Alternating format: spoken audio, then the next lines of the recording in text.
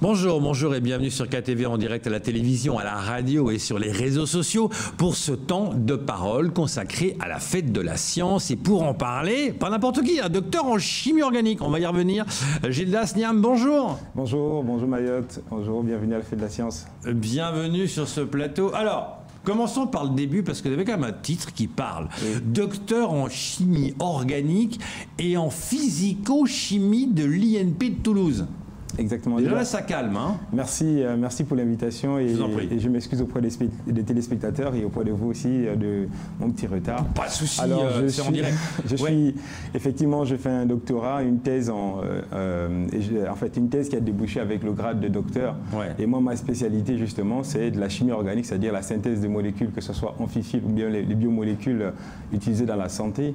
Et ensuite, j'étudie leur comportement, c'est-à-dire l'auto-organisation de ces molécules pour cibler une application. Ça peut être par exemple faire des molécules thérapeutiques pour des cibles dans le médical, ou ça peut aussi être des produits que j'ai développés dans le bâtiment, notamment dans le BTP. Oui, c'est un truc très important qu'on ne voit pas nous, mais pour vous c'est super intéressant et passionnant, j'imagine. Avant de parler d'un livre que vous avez écrit, parlons de cette fête de la science. Vous êtes l'ambassadeur, oui. Alors expliquez-nous un peu, là c'est les 30 ans, c'est important, ça démarre, ça va démarrer à la place de la République tout à l'heure. Oui. Expliquez-nous qu'est-ce qui va se passer. Alors, ce qui va se passer aujourd'hui, c'est l'anniversaire des 30 ans de la Fête de la Science et j'ai eu cet honneur-là d'avoir été nommé ambassadeur cette année 2021. Et en fait, l'organisation de la Fête de la Science va se passer du 5 au 22 dans tout le département, mais aussi du 5 au 10 au village des sciences. Alors, ça va consister avec différents entités. C'est-à-dire que le village des sciences va être le point d'intersection. Alors, il est où le village des sciences? Il est situé à la place de la République. D'accord, c'est ce qui va démarrer aujourd'hui à 11h. Exactement, juste au comité du tourisme, tout à fait. À côté de la barge. Et donc il y aura différents ateliers, ça partira de la découverte de Mayotte, donc découverte de Mayotte sous l'aspect microscopique et macroscopique, ça peut être les petites espèces qui ne sont pas visibles à l'œil nu, comme des ateliers, des choses qu'on peut voir, qu'on peut toucher et qu'on peut palper. C'est-à-dire qu'il y a des espèces qui vivent à Mayotte, mais qu'on ne voit pas. Exactement, par exemple des micro-organismes. Oui. Ces micro-organismes-là, ou bien... qui font partie de l'équilibre. Exactement. C'est important de les avoir pour l'équilibre de Mayotte. Les bactéries qui sont très utiles, mais aussi, il y a aussi la découverte tout simplement de la naissance du volcan, ce phénomène unique au monde qu'on a la chance d'avoir juste sous nos pieds, à quelques kilomètres d'ici. Et on va essayer de comprendre, et donc il y aura des géologues, des experts, des collègues qui ont joué le jeu en faisant des modélisations pour pouvoir montrer aux gens, puisqu'on ne le voit pas. Et ça c'est important que vous le dites, parce que j'ai vu sur une étude qu'il y a beaucoup de jeunes qui n'y croient pas. Exactement. À Mayotte, il y a encore des jeunes qui n'y croient pas.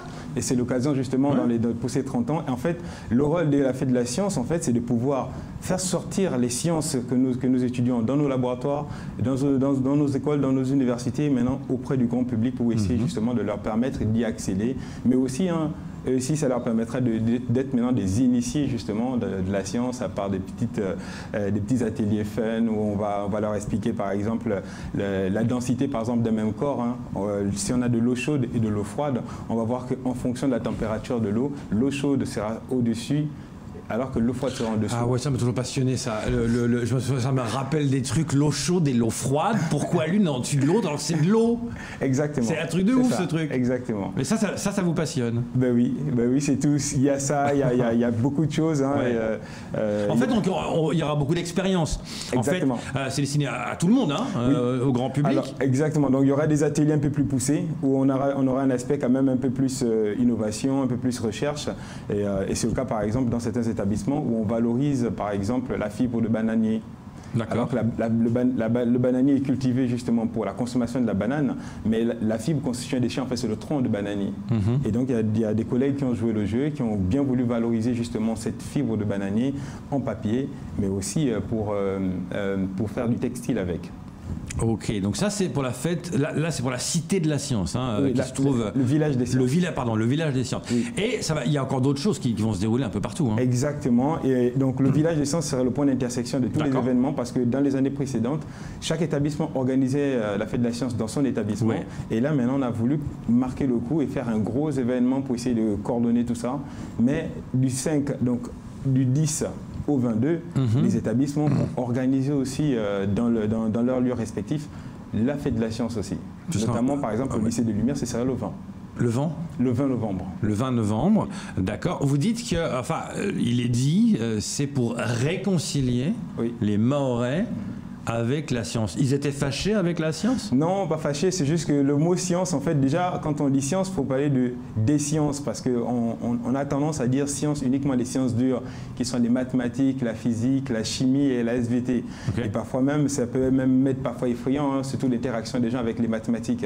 Mais les sciences aussi... On s'appelle au recteur, donc ça ne lui fait pas peur. Ça. Les sciences aussi incluent les sciences douces, qu'on appelle les sciences sociales, les sciences économiques et sociales, la philosophie, les langues. D'accord, donc les langues et la philosophie rentrent dans le thème de la science? Exactement, justement parce qu'on a besoin justement de l'esprit critique. Hein. Vous parlez par exemple l'exemple de la philosophie pour pouvoir justement passer le message. Alors pour la petite anecdote, hein, Archimède, lorsqu'on lui avait demandé de pouvoir justement quantifier la quantité d'or que le roi voulait être sûr qu'on lui avait promis pour sa fille, il avait justement inventé ce qu'on appelle la poussée d'Archimède, et d'où sortait le mot Eureka. Eureka, parce que j'ai trouvé. Exactement. Et c'est ça en fait. Nous, le but, c'est justement de susciter cet émoi-là, cette émotion-là, cet effet waouh au niveau du grand public pour leur réconcilier. C'est pourquoi on appelle le mot réconcilier, leur connecter avec les sciences, que ce soit les sciences sociales ou les sciences dures. Et en fait, tout ça, on peut le découvrir un peu partout. Parce que, donc, non seulement donc, du côté de Mamoudzou, mais où sont les autres endroits où ça va se dérouler? Alors, les autres endroits, il y a plusieurs ateliers. Donc, il y a par exemple le collège d'Aqua, il y a le lycée des Lumières, il y a juste à côté le lycée Bamana. En fait, différents établissements vont proposer avec des dates qui seront communiquées ultérieurement, où les gens pourront justement y accéder. Et l'établissement lui-même fera une communication pour pouvoir... Oui, c'est sur Facebook, vous avez toutes les informations. Parce il y a aussi un magazine qui a été publié avec toutes les dates qui contiennent. Bien sûr, il y a toutes les dates, etc. On va pas les dire ici, mais toutes les dates. Fête de la science Mayotte. Alors, il y a un jeu de mots que j'aime bien, parce que Fête de la science, F-E, chapeau T-E, ou Fête de la science, F-A-I-T-E-S. J'aime bien ce jeu de mots. Il est important, ce jeu de mots pour ces 30 ans. Exactement, parce que ici, la Fête de la science peut signifier le plaisir de partager un moment sympathique, d'échanger sur des connaissances et même bien d'autres, mais aussi Fête avec AI, c'est l'action de faire. Et donc là, justement, le public sera invité justement à participer dans les différents ateliers et de découvrir, d'observer et parfois même de redécouvrir les sciences. Par exemple, il peut y avoir des gens dans le public qui ont aimé les sciences, mais qui se sont orientés, par exemple, dans les lettres. Quand je parle des sciences, là, je suis dans le cadre des sciences dures. Et réciproquement, les gens qui sont dans les sciences dures peuvent redécouvrir les sciences sociales ou les sciences humaines, les sciences littéraires, via les ateliers littéraires, les pièces de théâtre, etc. Mais c'est vrai que ça peut faire peur. Quand on parle de science, on parle toujours, on imagine Einstein, enfin le professeur. Non, mais il n'y a qu'à vous voir, c'est pas, c'est pour tout le monde. Mais on imagine ce professeur fou, ces formules très compliquées. Non. C'est vrai, c'est une image qu'on a. Hein. Oui, c'est une image. En fait, là, il faut partir d'un peu de la genèse un peu des choses. C'est que on a toujours imaginé le scientifique dans un laboratoire avec sa blouse coupée du monde, alors que le scientifique est là justement pour résoudre les problèmes du monde. Que ce soit par exemple la problématique du réchauffement climatique. Aujourd'hui, on se tourne vers des ressources biodégradables justement pour pallier justement au pétrole. Et donc tout ça, si je reviens par exemple qu'on m'avait présenté en tant que docteur en chimie organique et en physico-chimie justement, le but était de remplacer les produits issus du pétrole qui servaient à faire ce qu'on appelle justement les couches rétentrices d'eau. D'accord. Alors, c'est un peu technique. Hein. Oui, en fait, les couches rétentrices d'eau. C'est pour ça que la science, des fois, ça fait peur. Des termes comme ça. Mais je vois l'image. En fait, qu'est-ce que ça veut dire? C'est que dans le BTP, pour faire du béton, on mélange du sable, du ciment, de l'eau. Ah là, je comprends. Alors, pour éviter l'assèchement rapide du béton, qu'est-ce qu'on fait? On recouvre ou on asperge un peu d'eau. C'est que les ouvriers font le plus souvent. Et dans l'industrie, on utilise des films transparent pour recouvrir, pour justement éviter l'évaporation de l'eau. Okay. Alors, ce que moi j'ai développé, c'était des molécules qui s'auto-organisent et s'auto-assemblent pour former une monocouche, une seule couche à la surface. D'accord, ça c'est plus simple. Ça, c'est plus, oui, exactement, c'est plus simple, mais c'est une application pour montrer que les sciences sortent du laboratoire. Et là, on voit que, quand vous parlez des sciences dures par rapport à la philosophie, c'est ça. C'est expliquer vos connaissances qui peuvent avoir un langage incompréhensible pour nous, pour le comprendre, parce que vous enseignez également. Oui, ben, justement, le but de la fête de la science, c'est justement de pouvoir sortir de ce jargon-là purement technique et de pouvoir justement vulgariser, communiquer, faire accéder, comme je viens de le faire, le grand public à des choses. Et j'aurais pu utiliser un vocabulaire qui serait propre à la communauté, mais là, je l'adapte à chaque fois pour pouvoir justement faire accéder aux gens et on se rend compte que c'est pas aussi compliqué que ça. C'est juste des mots. Oui, c'est ça. Mais oui, mais c'est les mots qui nous font peur quand des termes qui sont compliqués. Mais bon, vous arrivez à faire passer ça. On vous rappelle que vous enseignez la physique et la chimie au lycée des Lumières. Et vous êtes en même temps chercheur. Oui. Vous continuez à chercher. Exactement. Je suis chercheur associé au niveau du CRIOB, et donc je serai basé du côté du PER de Coconi. Et donc là, justement, le but, c'est de continuer à contribuer au développement de l'île ou à résoudre les problèmes, que ce soit pour les industriels, apporter des réponses purement scientifiques pour leur permettre non seulement d'accéder à des produits de bonne qualité, d'une part, mais d'autre part aussi de faire intégrer les sciences dures localement au lieu de toujours être dépendant de la métropole.